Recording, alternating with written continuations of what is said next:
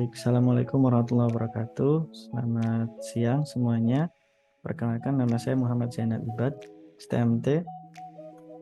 Di sini saya akan menjelaskan mengenai pembelajaran mata kuliah kelembagaan dan pembiayaan infrastruktur. Untuk kelembagaan pembiayaan infrastruktur ini diambil oleh saya, Muhammad Zainal Ibad. Nah, di sini mungkin pengenalan dari saya, yaitu saya lahir di Lamongan 16 Desember 1994, S1 S2-nya Perencanaan Wilayah dan Kota ITB, sebagai dosen Perencanaan Wilayah dan Kota ITERA tahun 2018, dan di kelompok keahlian Perencanaan dan Pengembangan Infrastruktur dengan publikasi atau karya ilmiah di bidang pengembangan transportasi wilayah dan kota berkelanjutan dan berbasis teknologi. Sedikit pengantar dari saya selanjutnya adalah mengenai outline penjelasan yang ingin saya sampaikan, yaitu pertama adalah deskripsi mata kuliah, kemampuan yang diharapkan, materi pembelajaran, sistem pembelajaran, sistem penilaian, serta referensi. Deskripsi mata kuliah sendiri yaitu kelembagaan dan pembiayaan infrastruktur dengan kode PL4132 dengan SKS 2 SKS dan merupakan mata kuliah pilihan. Mata kuliah ini bertujuan untuk membekali mahasiswa dengan pengetahuan mengenai teori kelembagaan dan aplikasinya, serta bagaimana pemahaman kelembagaan dan perencanaan infrastruktur itu dapat dikembangkan secara teoritik dan praktis, serta mempelajari bagaimana kelembagaan dan aktor serta skema pembiayaan yang ada dalam perencanaan infrastruktur, termasuk di dalamnya itu sumber pendanaan, skema-skema yang ada, pihak-pihak yang terkait, dan permasalahan yang mungkin muncul ketika terjadi dalam proses perencanaan infrastruktur itu sendiri. Kemampuan yang diharapkan dalam mata kuliah kelembagaan dan pembiayaan infrastruktur yaitu mahasiswa mampu mengevaluasi kelembagaan dan pembiayaan infrastruktur wilayah dan kota, yang merupakan hal yang sangat penting dalam proses perencanaan wilayah dan kota. Bagaimana kelembagaan dan pembiayaan infrastruktur itu sangat mempengaruhi hasil dari bagaimana infrastruktur wilayah dan kota itu bisa terwujud dan bisa mendukung sustainability atau keberlanjutan suatu wilayah dan kota. Beberapa sub capaian pembelajaran mata kuliah yaitu untuk sub CPMK pertama adalah memberikan evaluasi kelembagaan dengan konsep New Institution Management. Nanti akan saya jelaskan apa itu New Institution Management ya. Kemudian mampu menjelaskan kebijakan pembiayaan infrastruktur, kemudian menjelaskan aktor-aktor yang berperan dalam kelembagaan, konsep pembiayaan, public-private partnership, kemudian skema pembiayaan konsesi, build operate transfer atau BOT, dan BOO, build own operate, pembiayaan syariah, permasalahan dalam dan tantangan dalam perencanaan infrastruktur, serta skema pembiayaan infrastruktur itu sendiri. Materi apa saja yang akan kita pelajari dalam mata kuliah kali ini?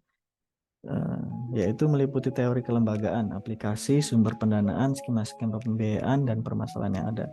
Memang kelembagaan dan pembiayaan ini termasuk agak abstrak ya daripada mata kuliah yang lain, maka itu mata kuliah ini diletakkan pada semester yang agak akhir, semester 7. Karena memang kelembagaan dan pembiayaan ini sangat mempengaruhi bagaimana hasil dari perencanaan wilayah dan kota yang ada, bagaimana kelembagaan tersebut dapat mendorong terwujudnya keberlanjutan suatu wilayah dan kota, bagaimana norma, kemudian juga regulasi-regulasi peraturan dan sumber-sumber pembiayaan yang tepat yang kemudian bisa dilakukan, bisa ditujukan dalam perencanaan wilayah dan kota yang berkelanjutan. Beberapa bahan kajian yang nanti kita akan bisa kaji mengenai teori kelembagaan, efektivitas kelembagaan, identifikasi stakeholders dalam kelembagaan infrastruktur, jenis lembaga-lembaga pembiayaan, peran masing-masing aktor dalam lembaga pembiayaan, dan studi kasus. Selain itu juga kita akan pelajari bagaimana investasi dalam konteks infrastruktur, pertumbuhan ekonomi, sumber-sumber pembiayaan, konsep dari public-private partnership atau kerjasama pemerintah dan badan usaha, kemudian bentuk-bentuk dari public-private partnership itu sendiri, kemudian kelemahan dan kelebihan PPP, skema konsesi, BOT, BOO, pembiayaan syariah, permasalahan pembiayaan dan tantangan infrastruktur, serta beberapa nanti di akhir kita akan berdiskusi atau presentasi mengenai studi kasus pembiayaan infrastruktur yang ada di Indonesia dari jurnal-jurnal yang teman-teman bisa pilih nanti. Untuk sistem pembelajaran pada mata kuliah ini yaitu nanti presentasi, diskusi ceramah, sinkronus dan asinkronus learning melalui beberapa link yang nanti akan saya bagi. Ini adalah beberapa link seperti RPS, kontrak kuliah, dan KK untuk tugas besar nanti bisa diakses di link yang nanti bisa saya bagi nanti ya.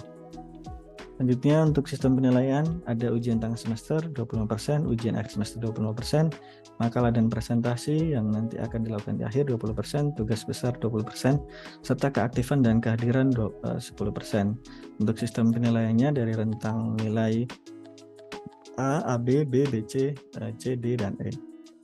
Ya mungkin sekilas itu, dan kemudian untuk referensi yang bisa teman-teman pelajari, beberapa nanti saya sampaikan yang bisa saya share di link-link, nanti akan saya share ke teman-teman langsung. Nah, dari sini ada pertanyaan sebelum masuk ke mata kuliah.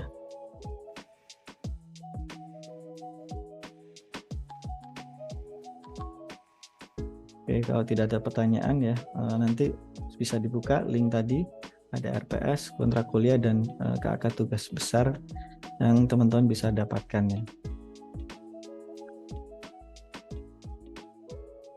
Selanjutnya kita akan menuju ke mata kuliah yang akan kita pelajari hari ini.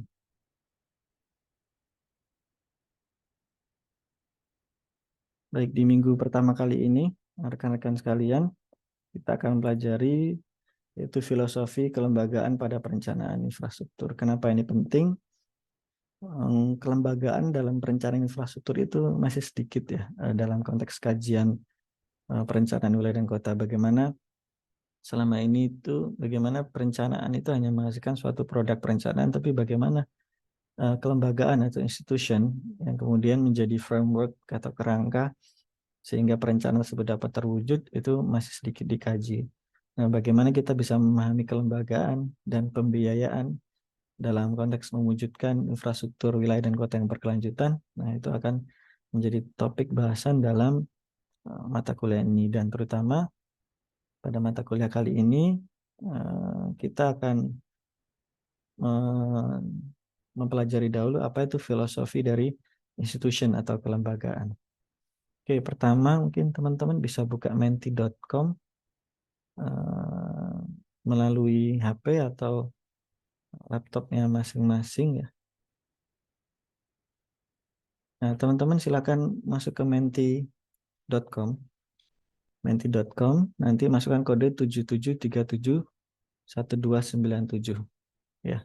Masuk ke menti.com ya. Nanti silakan diisi apa itu infrastruktur nih menurut rekan-rekan sekalian, silakan diisi. Nanti akan muncul di sini nih jawaban dari rekan-rekan tersebut.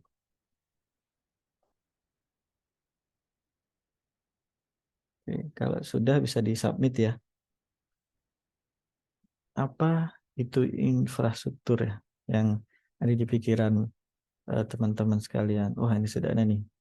Ada bangunan, ada pelindung, ada pelayanan, operasional aktivitas pelindung, ya, prasarana, ya, bangunan, aspek perencanaan. Jadi sangat beragam ya jawaban dari rekan-rekan sekalian ya. Dia apa sih infrastruktur? Mungkin kita bisa sederhanakan sebagai bangunan fisik. Semua bangunan fisik yang ada di wilayah dan kota, mulai itu jalan, apa namanya, bangunan ya, kemudian juga fasilitas fisik, utilitas dan seterusnya yang lain yang menunjang kegiatan wilayah dan kota itu bisa dinamakan sebagai infrastruktur. Nah, kenapa sih perlu ada infrastruktur di wilayah kota ya? Tentu saja kalau tidak ada infrastruktur, tidak ada jalan, tidak ada pasar, tidak ada infrastruktur sekolah, kesehatan dan seterusnya, maka kegiatan kota dan wilayah itu tidak akan bisa berjalan gitu. Ketika tidak ada infrastruktur, maka wilayah dan kota tersebut tidak bisa menghasilkan atau tidak bisa berproduksi ya, baik melakukan kegiatan sosial atau melakukan kegiatan ekonomi. Oke. Selanjutnya, terima kasih pertanyaannya. Nah, pertanyaan yang kedua nih, supaya kita semakin engage ya dengan mata kuliah kita atau pertemuan kita pertama ini, apa yang teman-teman ketahui tentang institusi atau kelembagaan nih. Silakan. Ada perintah, ada evaluasi, peranata, badan yang memiliki tujuan,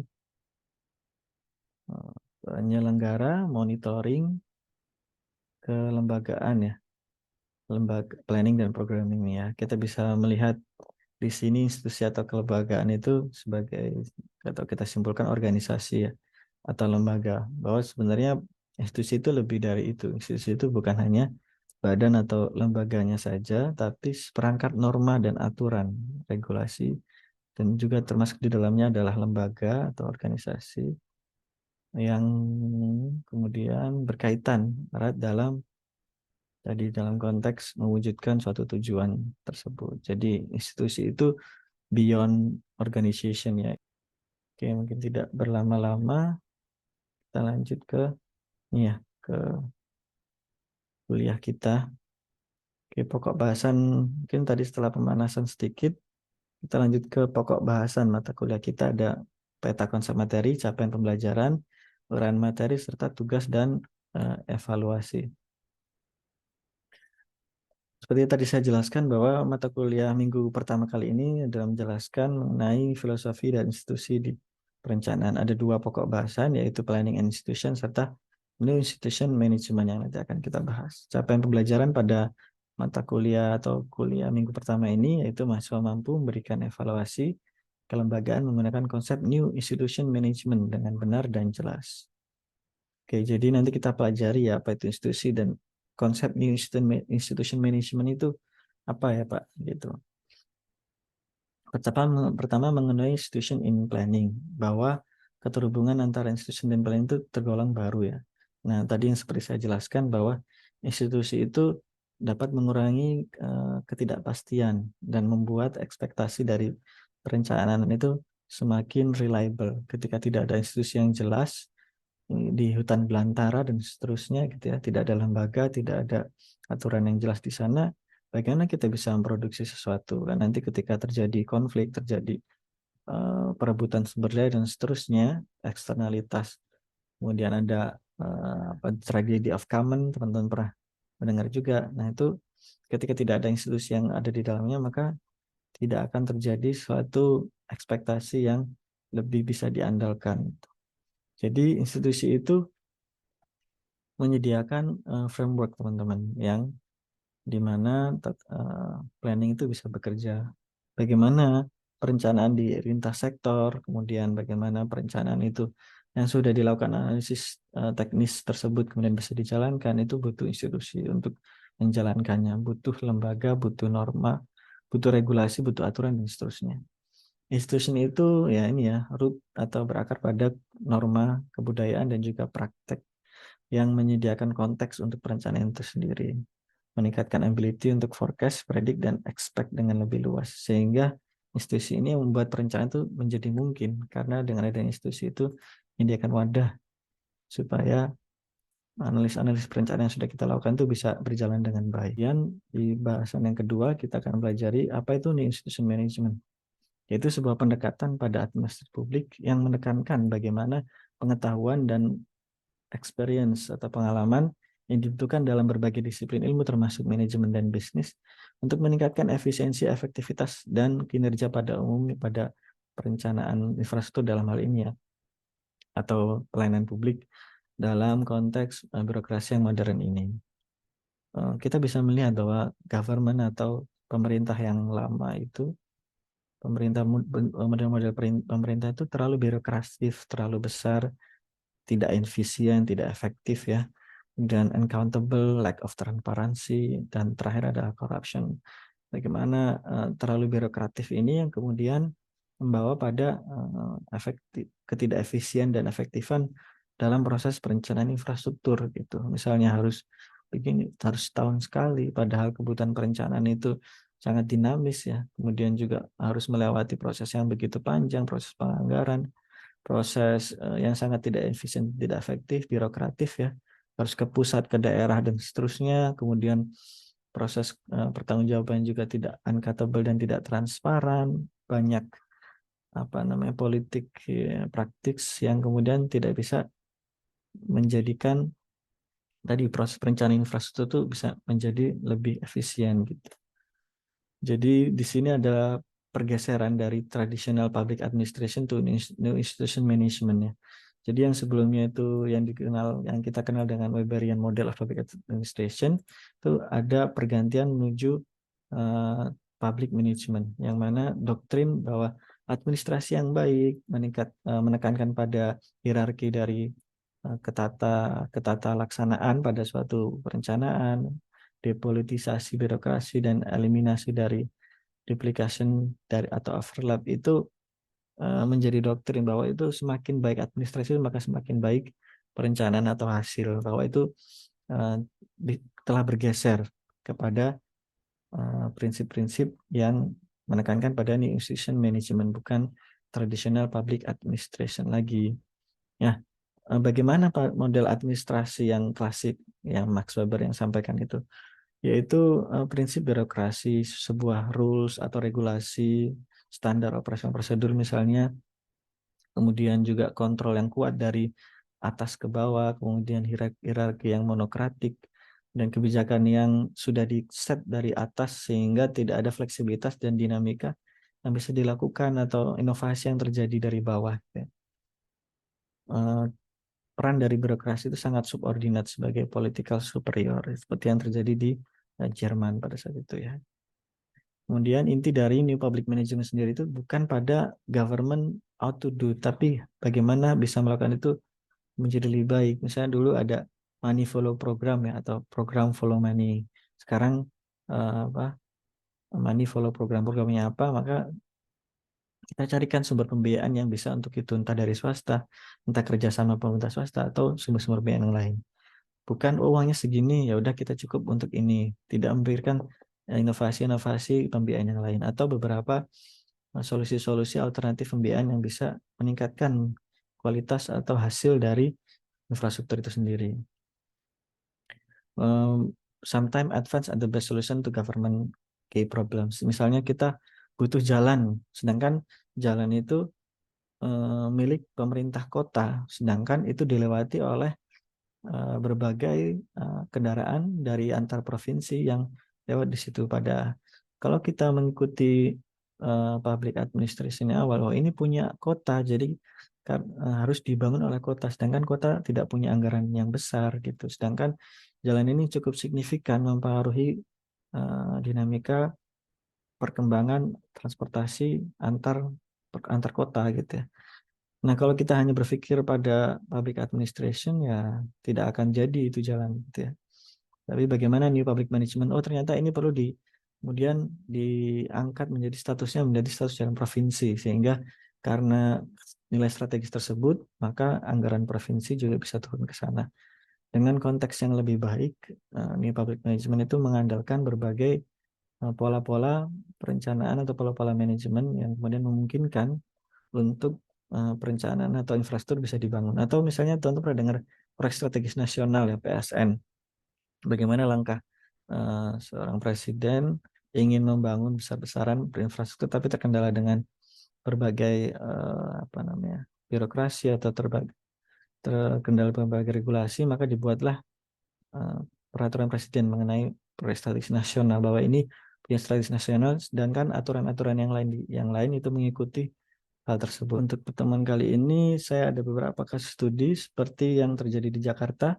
Ada misalnya teman-teman lihat ya di gambar yang sebelah kanan, itu kita bisa melihat kegagalan dari LRT atau monorail yang sudah dibangun oleh Adikarya pada saat itu.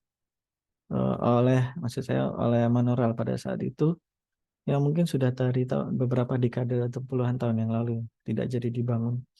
Nah, yang kanan adalah LRT yang sekarang dibangun ya di LRT Jabodebek. Ini teman-teman bisa baca di literatur yang tadi saya sampaikan.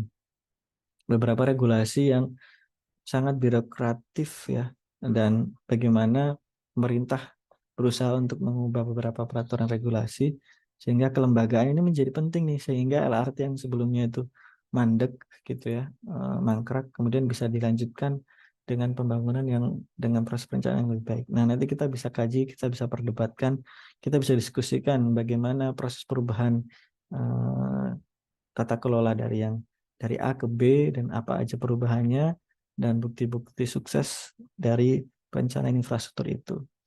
Nah, ini beberapa infrastruktur yang ada di DKI Jakarta ya, di Jakarta Jabodetabek maksud saya. Metropolitan Jakarta ada Airport Link, ada Light Rapid Transit LRT, ada MRT Extension, KRL komuter, juga KCIC atau High Speed Rail yang ada di Jakarta Bandung.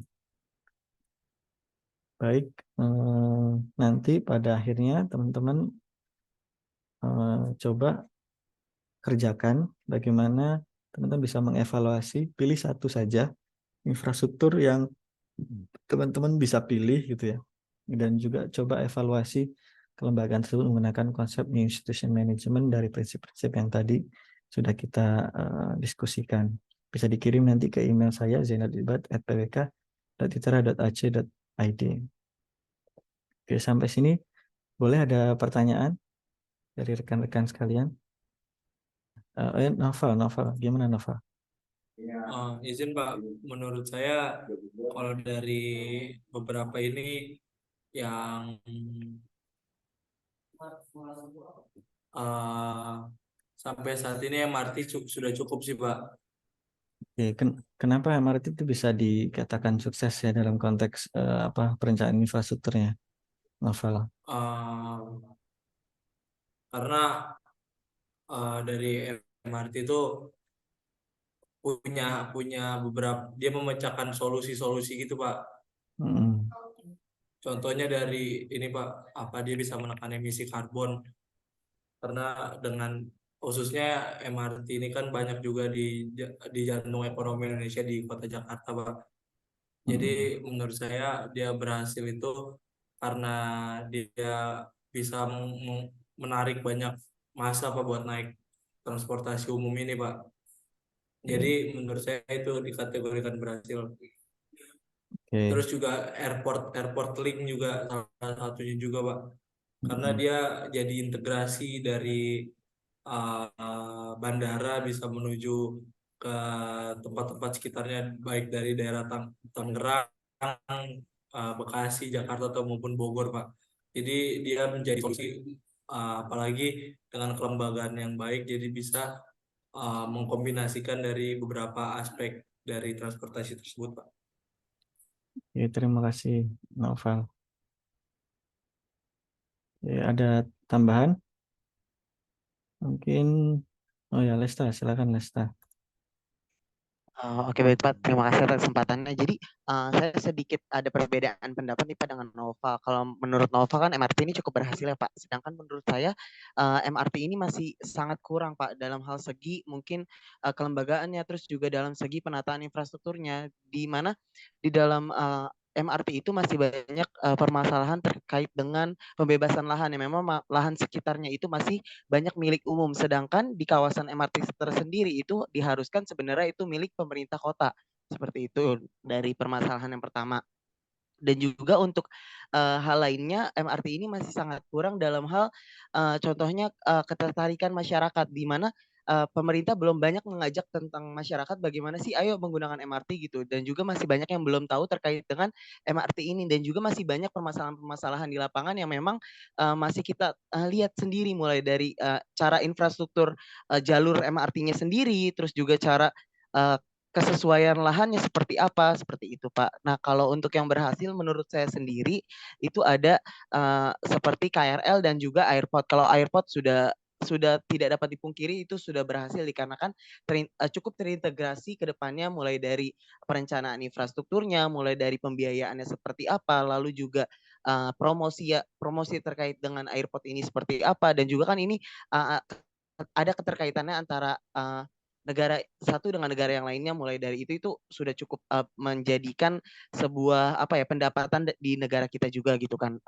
Untuk KRL sendiri karena KRL ini merupakan program yang lama, jadi sudah banyak perencanaan-perencanaan yang memang cukup baik, di mana perencanaannya itu sudah terbilang lebih sistematis dibandingkan MRT ini, seperti itu Pak. Terima kasih. Baik, terima kasih banyak Lesta diskusinya ya. Jadi tadi beberapa komentar dari rekan-rekan sekalian, ada MRT, kemudian diperdebatkan bagaimana MRT itu airport link dan beberapa yang. Jadi memang banyak ya faktor-faktor yang menentukan bagaimana efektivitas dari infrastruktur tersebut, dan juga aktor-aktor atau lembaga-lembaga yang berperan dalam proses kelembagaan dan perencanaan infrastruktur itu sendiri.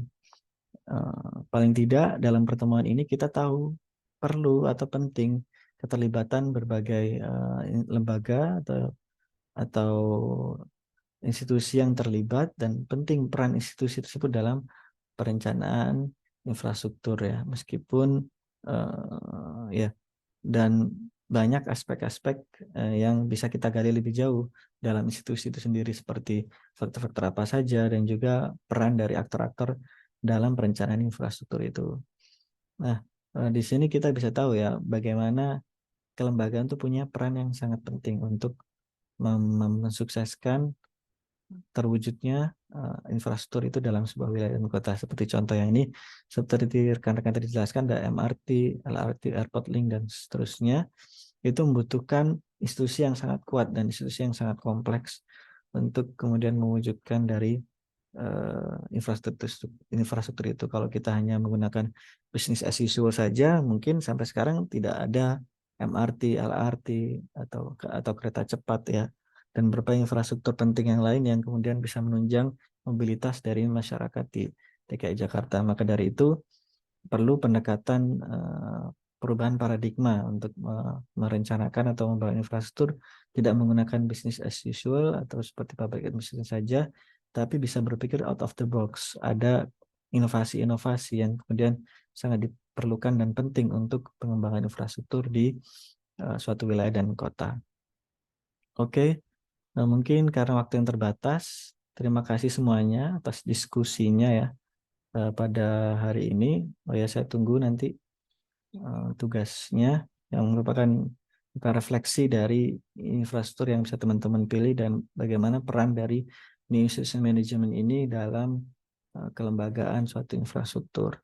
Ini referensi yang bisa teman-teman baca, Glove 2023 dan juga Note Douglas tahun 1990 tentang institusi dan juga tentang pembiayaan infrastruktur. Untuk selanjutnya, semoga mata kuliah ini bermanfaat meskipun baru awal ya dalam semester atau ya dalam pertemuan ini. Saya harap ini menjadi pengantar filosofi awal pentingnya kelembagaan institusi dalam perencanaan infrastruktur, dan kedepannya kita akan membahas lebih jauh apa saja faktor-faktor yang mempengaruhi infrastruktur, kemudian peran-peran dari aktor tersebut, bagaimana pembiayaannya dan skema-skema pembiayaan yang bisa kita dapatkan dalam mewujudkan infrastruktur wilayah dan kota yang lebih baik atau berkelanjutan. Terima kasih. Mungkin pertanyaannya nanti kita bisa lanjutkan ya di pertemuan minggu depan, dan kita bisa diskusikan lebih jauh apa saja dari bahan bacaan atau dari tugas yang sudah teman-teman lakukan. Kita bisa diskusikan lebih jauh di pertemuan selanjutnya. Akhir kata, terima kasih. Mungkin kita tutup dengan doa bersama. Berdoa dipersilahkan.